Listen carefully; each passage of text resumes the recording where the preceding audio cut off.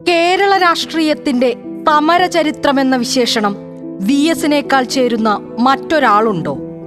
ആരാധകരാകട്ടെ കക്ഷി രാഷ്ട്രീയ ഭേദമന്യേ അനവധി.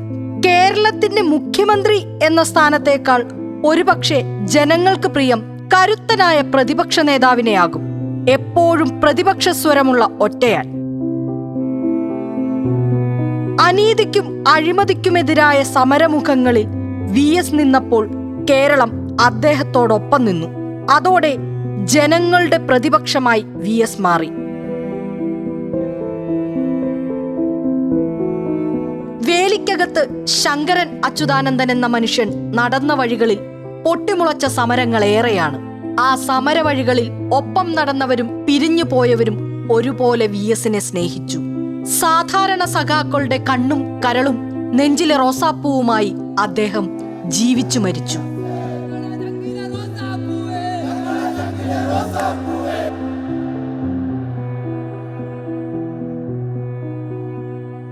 വേലിക്കകത്തും പുറത്തും തളരാത്ത പോരാളിയെന്ന് നിരീക്ഷകർ VS-നെ കളിയായും കാര്യമായും വിശേഷിപ്പിച്ചു.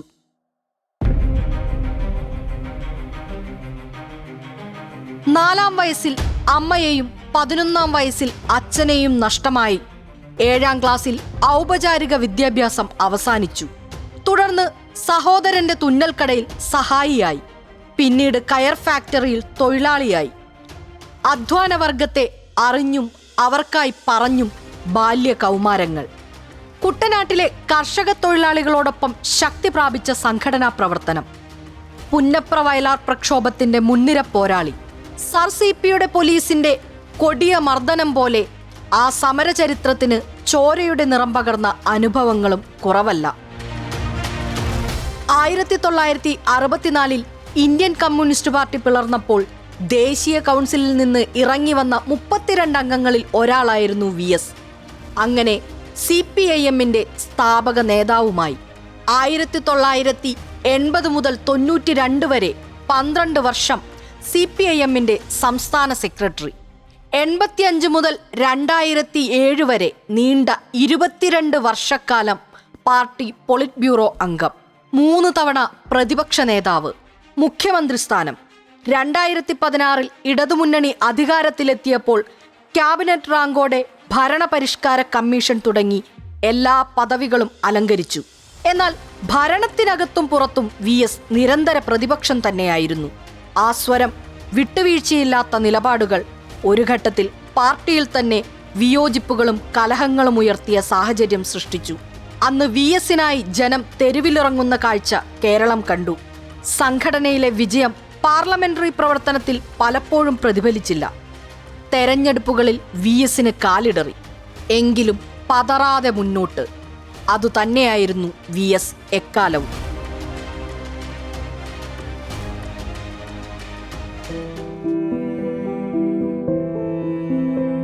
ഒരായുഷ്കാലം മുഴുവൻ ചോരാത്ത വിപ്ലവവീര്യം പകർന്നു തന്ന് വിടവാങ്ങിയപ്പോൾ തിരുവനന്തപുരം മുതൽ പുന്നപ്ര വരെ കേരളം ആ മനുഷ്യനെ പിന്തുടർന്നു.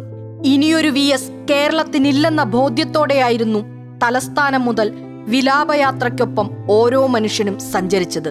പ്രിയപ്പെട്ട VS-നെ അവസാനമായി കാണാൻ, നൂറ്റാണ്ടിന്റെ പ്രിയ സഖാവിന് വിട ചൊല്ലാൻ പാതയോരങ്ങളിൽ 10,000-ങ്ങൾ അണിനിരന്നു. ആവേശത്തോടെ മുദ്രാവാക്യം വിളിച്ച് അവർ പ്രിയ നേതാവിനെ യാത്രയാക്കി. വിട പറഞ്ഞ് ഒരാണ്ട് തികയുമ്പോഴും കേരളത്തിന് VS ജ്വലിക്കുന്ന ഓർമ്മയാണ്. ഒരിക്കലും മറക്കാനാകാത്ത കേരളത്തിന്റെ രാഷ്ട്രീയ ചരിത്രം.